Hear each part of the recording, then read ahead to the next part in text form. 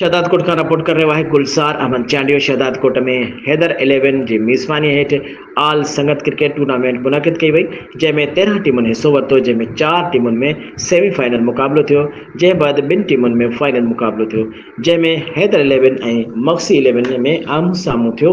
जंहिंमें हैदर 11 टॉस खटे बैटिंग मक्सी 11 खे ॾिनी ऐं पाण बॉलिंग कई, जंहिंमें मक्सी 11 10 ओवरनि में 8 विकेटुनि जे नुक़सान ते 152 रन्सुनि जो हदफ़ हैदर 11 खे ॾिनो, जंहिंमें हैदर 11 8 ओवरनि में 1 विकेट जे नुक़सान ते 153 रन ठाहिया। टूर्नामेंट पंहिंजे नाले करे वरिती। शहर जे कुबो सईद खान रोड ते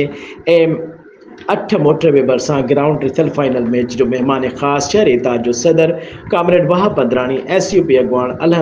अलहदाद खुश्क, नवाज लीग अगवान शहबाद जमाली, सीनियर सहाफ़ी कंवर खान द्रोही, फाइनल मैच जे ऑर्गेनाइज़र फरीद खुश्क, असीम जागीरानी, वाजिद अली, अहमद अली, आबिद ब्रोही, जावेद अली, आमिर खुश्क, ज़ैन खुश्क समेत शहर जे रांदीगरनि ऐं क्रिकेट जे शौक़ीननि वॾे अंग में शिरकत करे क्रिकेट मैच मां लुत्फ़ वरितो। उन मौक़े ते मुक़ररीन चयो त नौजवाननि खे रांदियुनि तरफ़ ध्यानु ॾियणु घुरिजे, जंहिंसां नौजवान जी सिहत में बहितरी रहंदी ऐं नशे खां बि परे रहंदा। हुननि चयो त शहदादकोट में क्रिकेट जे ग्राउंड जी खोट आहे, जंहिं करे रांदीगरनि शहर ॿाहिरां वीराननि में रांदि खेॾण ते मजबूर आहिनि। हुननि चयो त सिंध सरकार ऐं ख़ासि करे रांदियुनि जे मिनिस्टर खे घुरिजे त शहदादकोट जे रांदीगरनि जे पासे ध्यानु ॾे, शहर में रांदीगरनि खे क्रिकेट ग्राउंड तामीर कराए ॾे, रांदीगरनि में पखड़ियल बेचैनी ख़तमु कई वञे। आख़िर में फाइनल खटंदड़ टीम खे ट्रॉफी ऐं रनर टीम खे